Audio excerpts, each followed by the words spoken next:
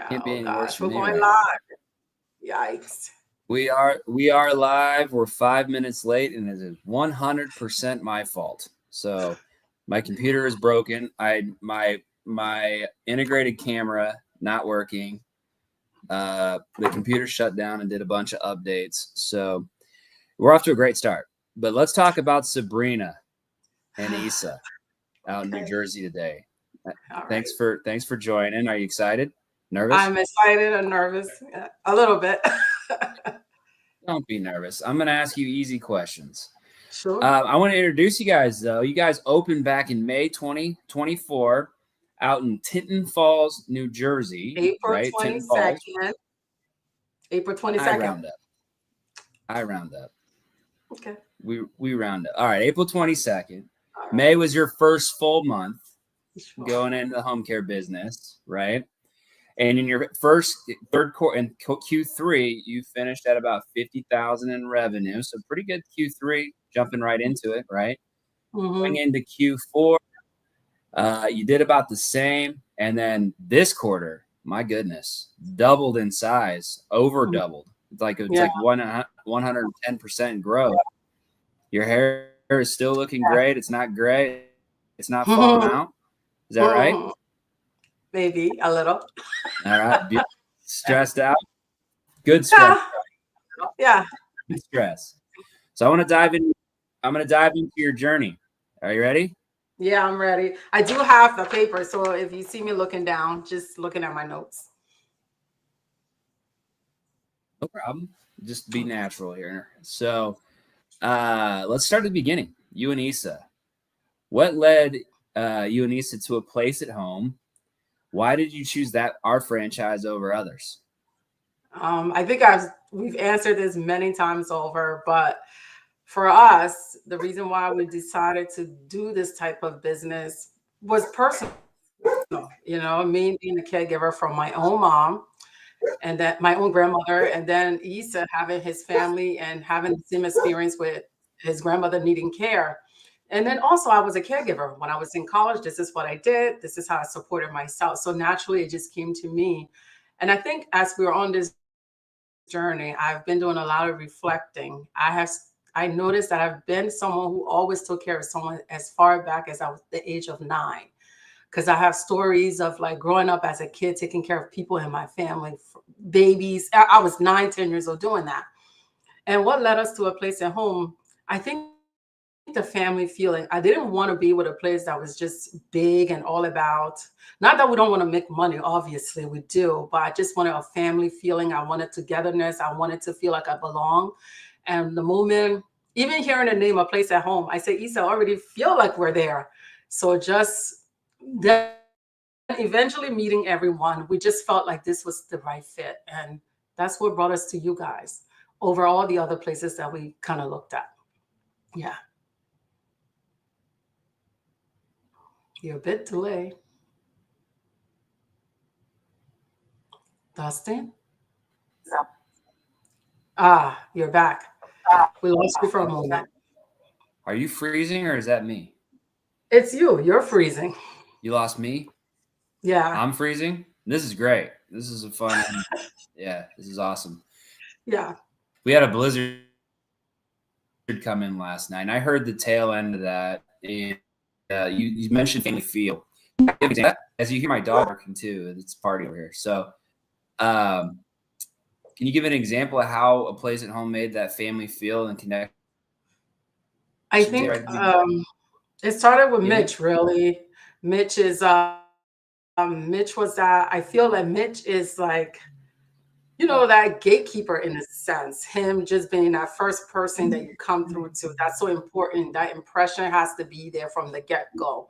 And so meeting him and then just the warmness, the invitation that he provided to us, open to us, and just walking us through the different steps, and his energy and his sincerity and the passion he had himself kind of was like a force for us. And I think seeing that, then when we moved from Mitch and went to Danny, and I was like, oh, this is great. And then Aubrey, and then the whole team just coming to Omaha and meeting everybody and seeing that, like, that's what you guys really thrive on, helping people do well. And I just felt at home. We just did. Me and Issa, it clicked, and we never, even as we go back and forth with the ups and downs, never once have we felt that, well, we made the wrong choice by coming here. So that's important to us.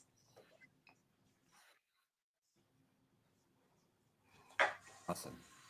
Well, thanks for sharing that. Yeah, Mitch is he's a ball of energy. He sits out right outside of my door. I hear him all day, every day, even at night sometimes, because I hear him all day, every day. So Oh, it's fun. It's a fun culture that we have here. yeah. I want to talk about your It's the growth culture. over the last year. And I got really shoddy internet right now. Again, that blizzard yesterday is messing us all up. So we're going to keep going here for a while. And if it gets even worse, I might have Jennifer jump on and finish this off, because I'm heavily embarrassed right now. Yeah. But Okay. you've had tremendous growth in just a short amount of time. You're within your first year. You're crushing Q3 or Q1 right now. Yeah. What were some of the key actions or strategies you implemented early on that helped you hit that stride? I think good communication, right? I think when we were in the recruiting process, especially with the caregivers, I feel like if you don't have the caregivers that are good and solid, then you don't really have much. So for us, it was all about trying to find the right people, interviewing, bringing them back in for a second time. Sometimes Issa interview, I interview, then we do it together just to see, okay, is there something missing? I think the growth for us in the first quarter, what is it for this new year, right? You mean for 2024, 5. I think that growth was, we have one client in particular. We've been working with her since we opened in June. We only did the Sunday nights, and we were solid, we were consistent. And I made it my business to take time out of my busy schedule once a month to sit with the client, because she's older and had a lot of challenges communicating with the caregivers, the language barrier, to spend time with her. Eventually in December, the other agency they decided they were no longer going to follow through. So we took over. And from the very beginning, I felt that the most important thing to streamline this was to have the most excellent communication between family members, between the caregivers and the client, to just streamline that process so that nothing gets missed in translation. So I think tightening that up a lot and just being hands-on. I'm very hands-on with the client and the caregivers, and just hands-on. I'm integral in all of it. I try to be in all of it. So I think for us, that growth came from us being really, that is, boots on the ground, just staying the course, and with all the challenges, just not losing sight of our vision that we had. And I think that's what that growth came from, that particular client. And now to see the team around this client, like, it's amazing to me, all the communication that's happening. Yes, it's challenging, but at least I know what's going on. I'm not there, but I know what's going on at all times. I think that's very crucial. Yeah. Absolutely. Communication and processes. And you said you buttoned up the Mm-hmm. processes too. And I think that's where a lot of people make mistakes when they first get into home care. They're so ingrained with sales and marketing, and that's huge, right? Yeah. I always say there's 3 things that take you, well, actually 4 things that make you a successful home care agency. And I think I told you this when we first met, but let's see if you agree today after going through the first year. 1, you got to be likable, right? I can't teach you personality, so you have to be outgoing. You have to be able to put yourself out there, and people connect with you, right? Likability. You have to be coachable, right? You got a coach in Jennifer, who's going to join us later on here, and myself and Shane and Danny, who helped you through the onboarding, and just following instruction, and then getting that guidance, but then executing those plans, right? It's number 2. And then number 3 is you got to have grit and determination. You're going to have bad days. Have you had a bad day? Lots. See? Lots of bad days. I mean, but the good days outweigh the bad, I hope. Yes. But you have bad days, and you always got to go back to why you started this business, and you have to have grit and determination to keep on building. And then the 4th, where you guys are getting very close to, is the ability to build a team. Right? And you guys are very close. You're a team of 2 right now, right? Do you have a solver? We have an office manager. You have an office manager. And what's their name? Her name is Teresa Nordstrom. Teresa. How long has she been there? I want to say November. Where have I been? You guys don't talk to me enough. Uh, Is she a virtual assistant or in office? no, she's in office with us. Okay, I think I knew that. I'm sorry. Yeah, Jennifer knows it. Jennifer knows. I see her in the waiting room shaking her head. Jennifer Yeah. doesn't talk to me either, so it's okay. So the lack No, of communication is a breakdown. there's a breakdown. We'll fix that. We'll fix that. Where I was going with all that is that you're at this time where you're starting to build a team, and you got to start looking. You get stressed. You have to look at why you started this and just keep on plugging away. So you kept plugging away. You hit Q3, Q4 are about the same, and then Q1, boom. Are you anticipating a big Q2? I think so. I looked at your stuff. So, yeah, there's a lot of things in the works that we're putting our hands on. Awesome. All right. Was there a particular moment or breakthrough where things started to click for you guys? Where it just felt like, all right, we get this now? I think when we got that big client, when we took over the entire thing 7 days a week, I think that was a breakthrough, because now it's like, to me, now it's like, okay, nothing can be missed. You have to, like, how do they say, cross your T's and dot your I's, and just keep your eyes on the prize and the ball. And that was huge. For me, I was we can't mess this up, because it was on the strength of me. The family was like, we love Sabrina. She spends time with our mom. She cooks for our mom, and blah, blah, blah, blah, blah. So we want them. So that felt like a huge, huge responsibility, not to let them down. I think having that in mind, and also just like you said, going back to that, why did you do this in the first place? Because there were moments I'm like, oh my God, I can't. And then it's like, okay, you're doing this because not only are you helping people, you're also creating jobs for other people. And so that was the breakthrough, getting Elaine and just coming together as a team and trying to organize and make sure we had a very streamlined process around her. We consider her top tier client. So like, she's priority to us. So we make sure that all her needs are met. Not that all the other clients' needs aren't being met. What I'm saying is that we really try to make sure, because it's a big client and we want to make sure we follow through. We don't oversell it. We don't under promise. Like how Issa says it. Issa told me the same. We don't over promise and undersell or deliver. That's what Issa says. Deliver. Yeah. Never over promise, always over deliver. Yeah. So that's what we make sure we go in there with a strategy, with a plan. And I tell people what we do. Yes, we're in home care. Everybody does this. So I hear, but we're a little bit different. We're not cookie cutter. And this is how we do it. Hours from inception till the end. And I break it down and show it to the families. And that's how we approach it. But I think the breakthrough moment was with that client that we kind of took over. And the tremendous effort it took for everyone to be on board, from me, from Issa, from the caregivers, from the family. Lots of communication with the family. It's just so important. Lots of open communication. Yeah. All right. Well, this next question is a fun one. I want to put this in here because you and Issa are husband and wife, and running a business together as a spouse can be challenging. Like, I'll tell you right now, me and my spouse, Janet, God love her. I love her. She's the mother of my children. Can never probably be a business partner with her.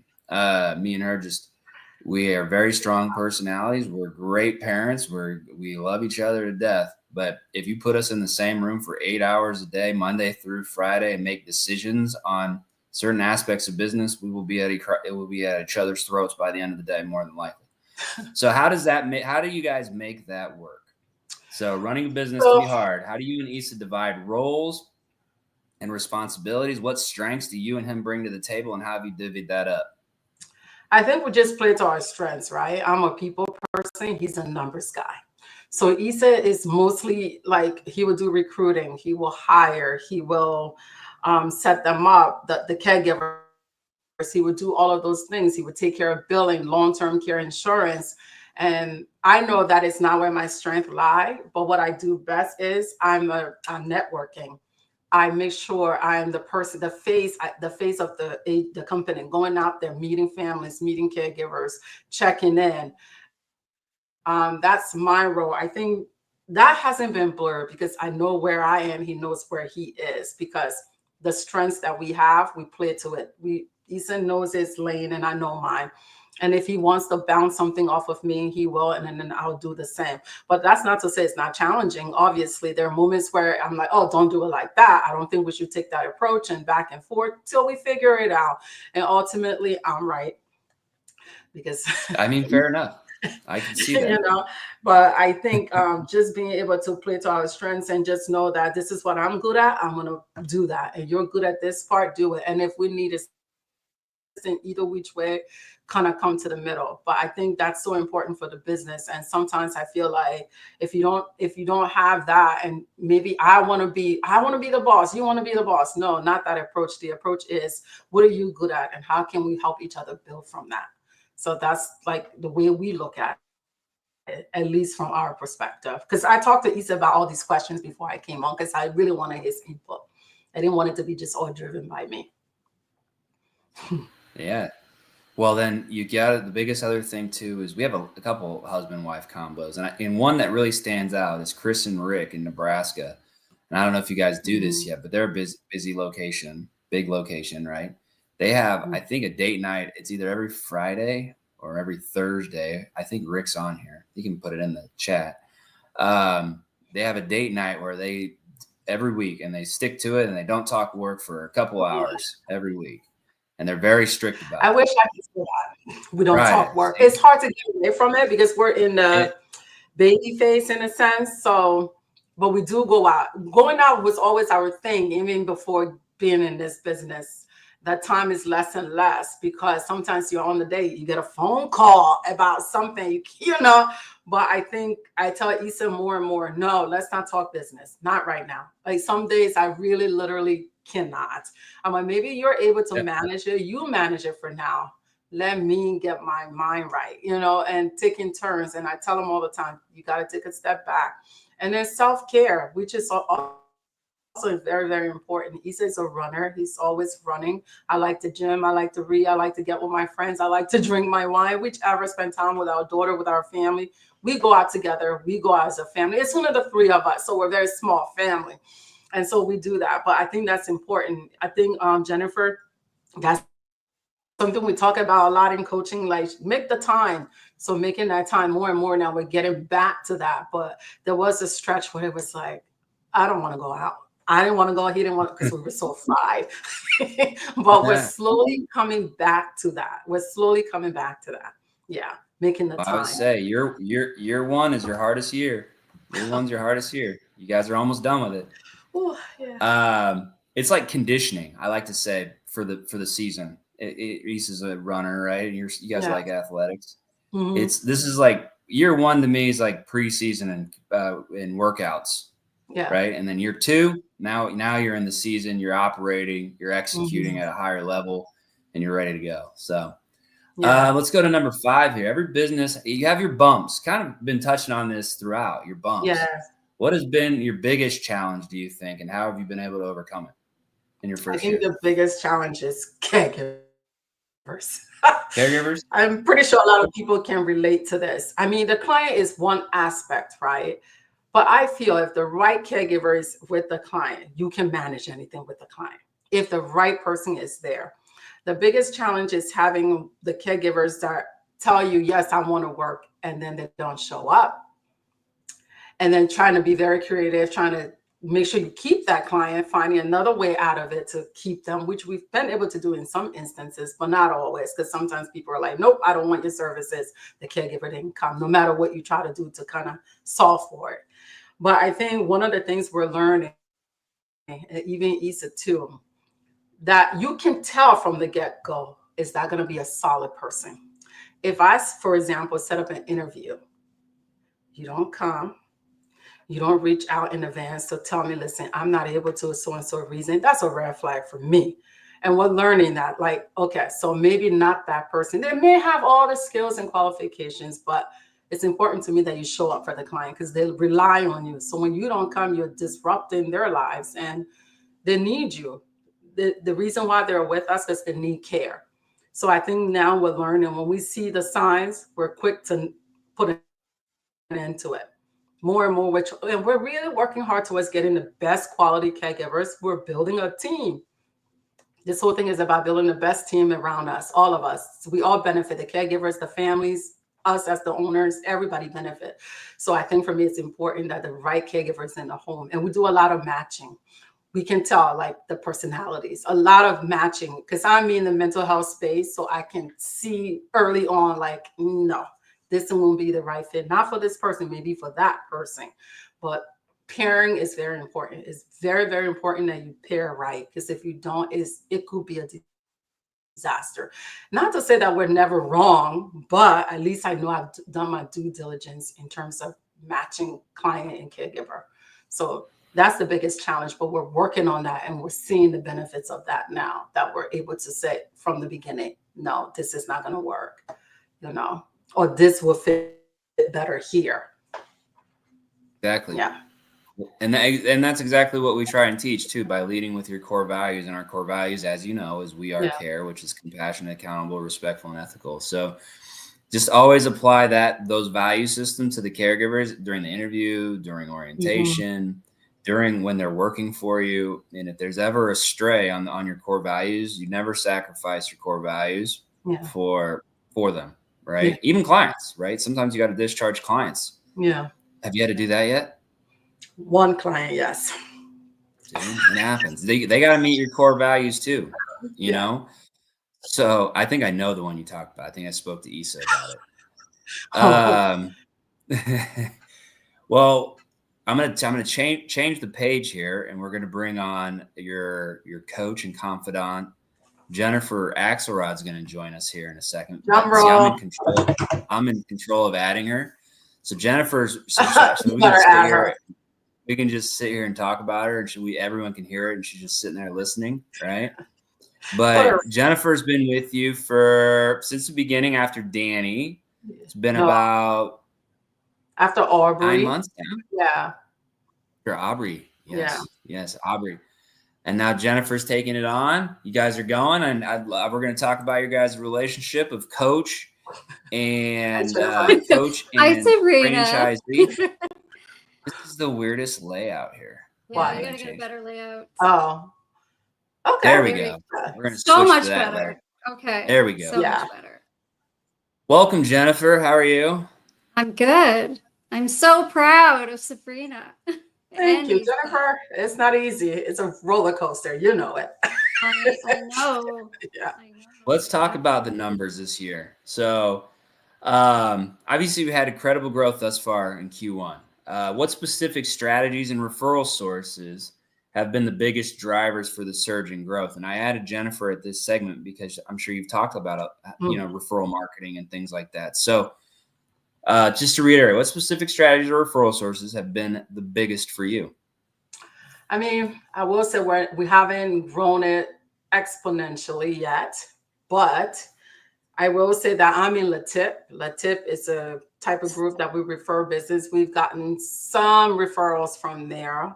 And then we do, you know what it is? I think networking.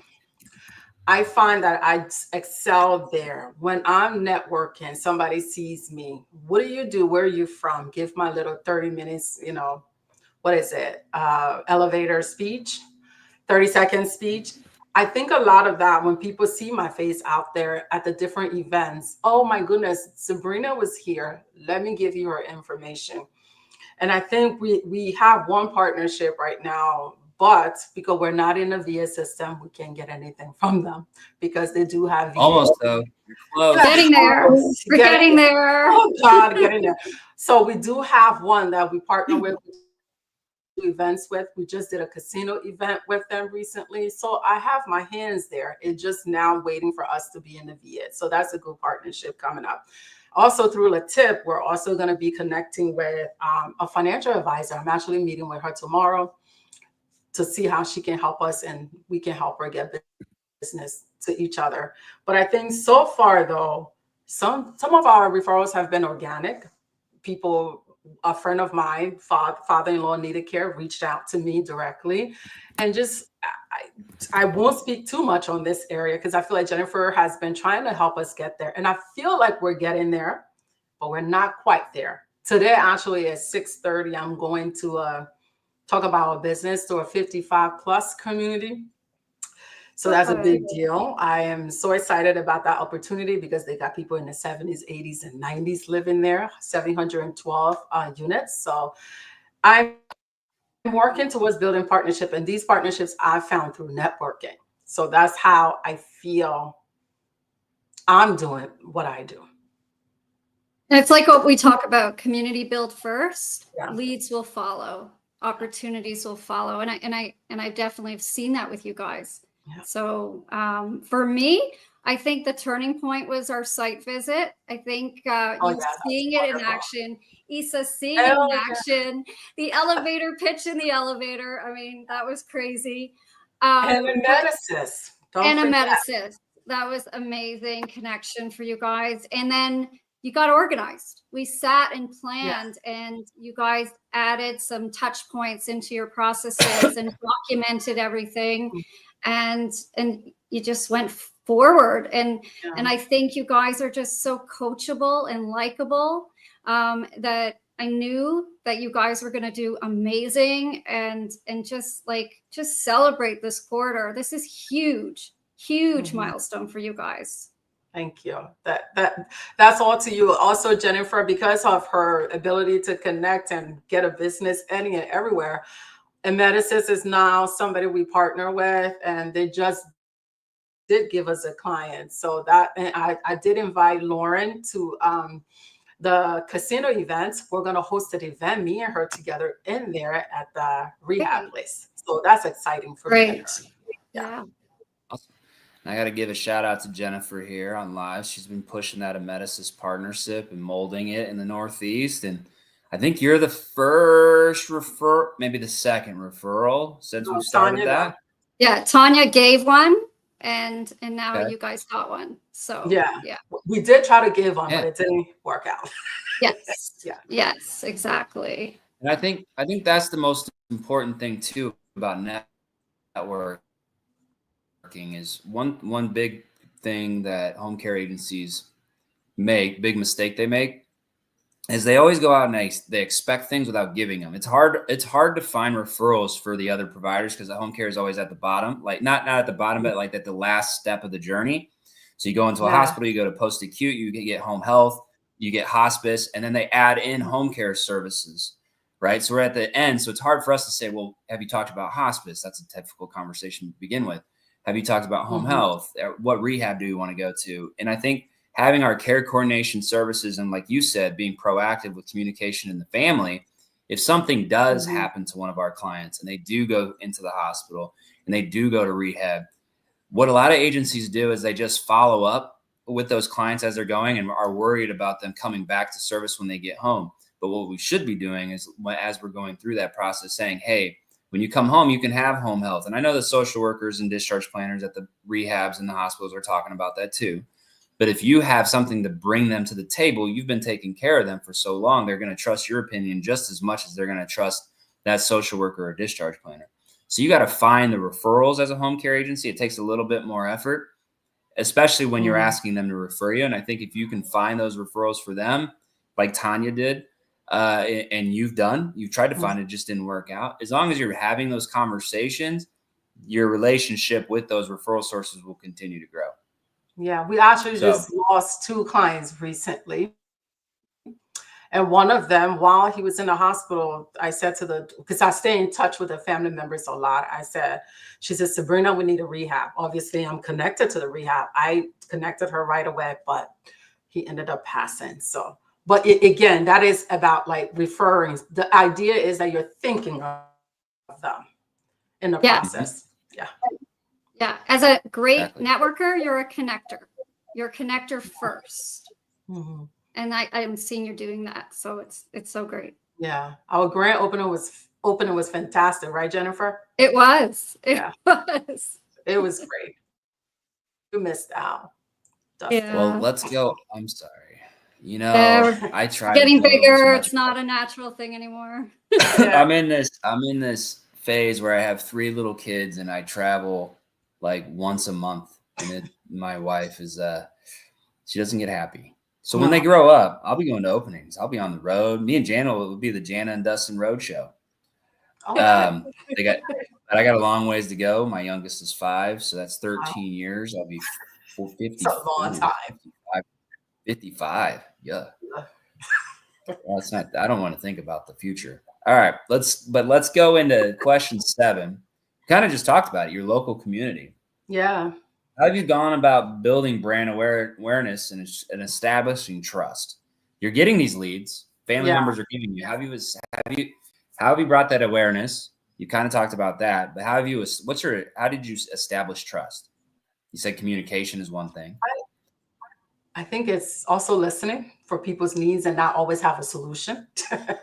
I try to listen to them, let them tell me their story. And I just absorb that and sit with it and sit with them in it and just make them feel that, oh, she cares. I think that it's not nefarious or anything, but I just think that people need to know that you care, not that you just want a business from them. So I feel like always listening to someone. And if people invite me places, always making an effort to show up. That somebody's is hosting something. I don't care how tired I am. I will make an appearance for an hour, whatever. But I think doing that and people seeing that consistency and seeing that I'm showing up. Now when I go places, I'm loving this, that they recognize me, they know I'm not right at home, because I'm like, no, we're not right at home. We are a place at home. But pushing that on people, letting them know, yes, I know there's right at home, but this is a place at home, and this is what we do and how we do it differently. And I tell people I'm not competing, because I noticed in the home care space, a lot of people feel, oh, this one is coming, Comfort Keepers, for example, because they were over there. I say it doesn't matter, because at the end of the day, what you do is different from what I do. What we bring to the table is very different. We can all be in the same space and coexist. We do different things. I feel like, we do a service, but in a different way. The way I present and the way we take care of people is quite different from how Comfort Keepers do it. And I don't feel like there's competition with that. I just have that confidence in what we do. Awesome. That's how I carry the business, you know? No, it's definitely we call it frenemies, right? You got a lot of it can be friendly. And honestly, when you meet agencies who are so gung-ho, like cutthroat, they usually aren't around that long anyways, because if they're treating other people, they treat it all. All right. Let's go on to home care is a people business. We've all known that. You got caregivers, you got clients. How do you approach caregiver recruitment and retention, and what's working well so far for you?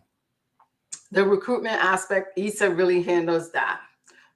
Look, and he and the office manager, now we got such a great process around that. Now that the two of them are there together, bring the person in or interview them together, and just, we're looking for people who are the care. We want them to have that care that we talk about, that whole thing that we stand for: compassion, accountable, respectful, and ethical. We look for that. And I think from the recruitment aspects, I see that Issa and Teresa are really honing themselves towards that. And then for the other side of that, the retention, for retention is treating them, the caregivers, with the utmost respect, value their time as well, and letting them know that you're with us and you're part of this family, and we'll take care of you no matter what. Just do your work and let your work speak for itself. So if ever I have to come to your defense, I don't have nothing to worry about, because I know the quality of work that you bring to the table. And also making caregiver, doing little things for caregiver. It doesn't have to be a big to-do. Like if I'm in Bath and Body Works, you know, those little hand lotions, I'll buy a few, because I know as caregivers, they're washing their hands, putting gloves on. So I would think of little things like that and go around, oh, I brought you this, or little things, checking in on them, checking in on their families, because I think sometimes we forget these people as well have their children. And I stay connected. We all do that, stay connected to the caregivers in that sense, and just making them feel that they're part of us, and that as we grow, they're growing with us. And we try to make that our message. I feel like that's huge. So the kind of caregivers that we're trying to get, we want them to treat the clients like their own and to feel like they're part of our family here.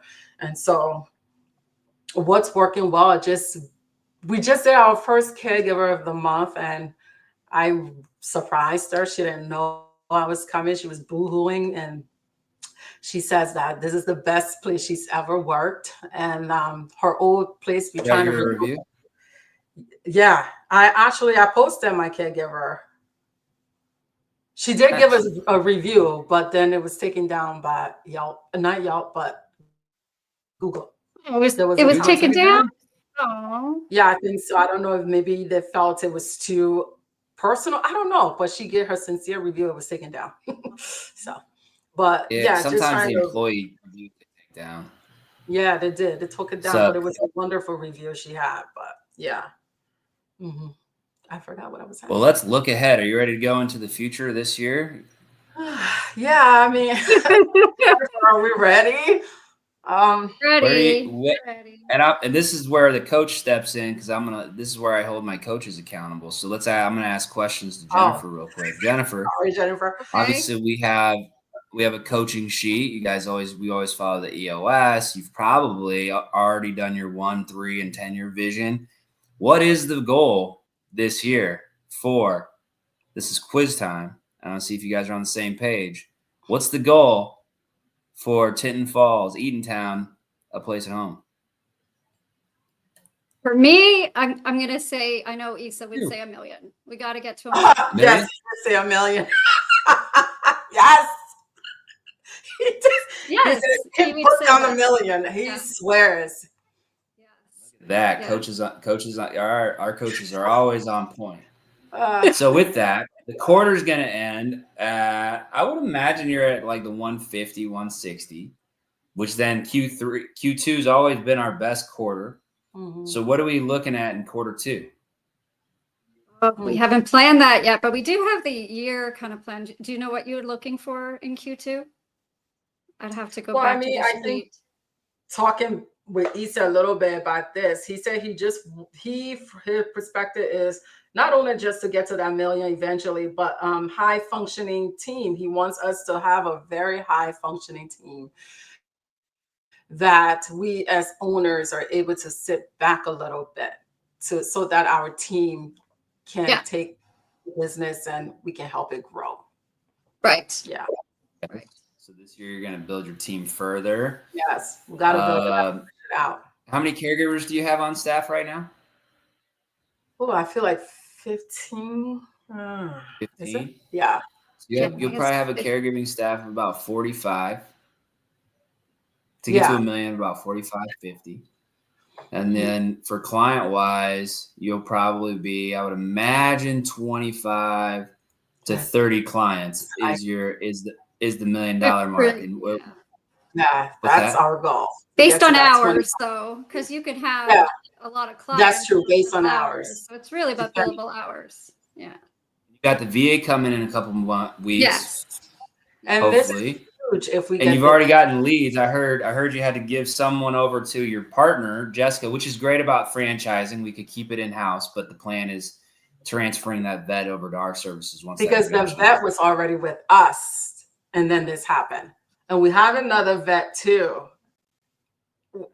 So it's a thing that I'm working on. Yeah. I'm trying to make the VAs and VMACs see that a brand is bigger than a single location, because we can intercommunicate. And so it just is silly that one location right next door to another location can service vets and the other one can't. It's definitely a high priority, and it's definitely happening more and more where that's happening because credentialing was kind of shut down and paused for a lot of. But when talking to Jessica, your neighbor, and Issa, it sounds like you guys are 3 or 4 weeks in, and Jessica was more than happy to help them out. And then when they come back, the transfer will happen. So great teamwork, by the way, on that one. It's awesome. You guys can work together. All right, I want to close it out. We got one last, the Sabrina's Mind. You ready to dive in?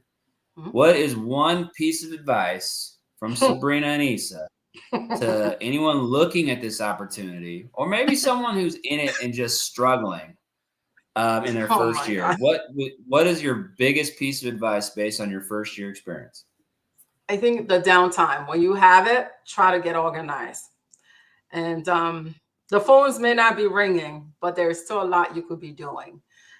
Make sure you're tightening up your policies, your procedures, and just making sure that you're focusing on training the caregivers, making sure that you're developing a system where, especially around call outs, the weather is getting nice again. So we're going to have a lot of those, but focusing your energy on the few that you have and really just investing in the current clients and caregivers that you have, because some of it is word of mouth. Somebody's like, oh, this person is great over there, go work there. Or my client that's struggling, I was doing private duty, oh well, let's go over here. We've had one of those situations where somebody brought the client to us and worked for us.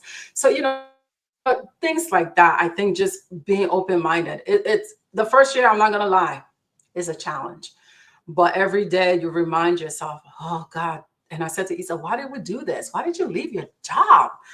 You're making all that money on Wall Street, but and then you remember passion work, right? Passion work and finding He independence. loves it. Every time I talk to him. Oh, he loves it. He loves it. Oh, he loves it. Issa lives for it. Every day he gets up, get dressed, go to the office. Even on the weekends, he would get up. I'm like, oh my God. And I'm like, you can stay home today, it's okay. But he's dedicated. He's very dedicated to the success of this. And I feel we will get there. Yeah. That's quality number 5, which falls into number 3 that make you a successful owner is you got to dedicate yourself to it. Yeah. So many people we come through, we're like, well, I kind of want to shut it down at 5.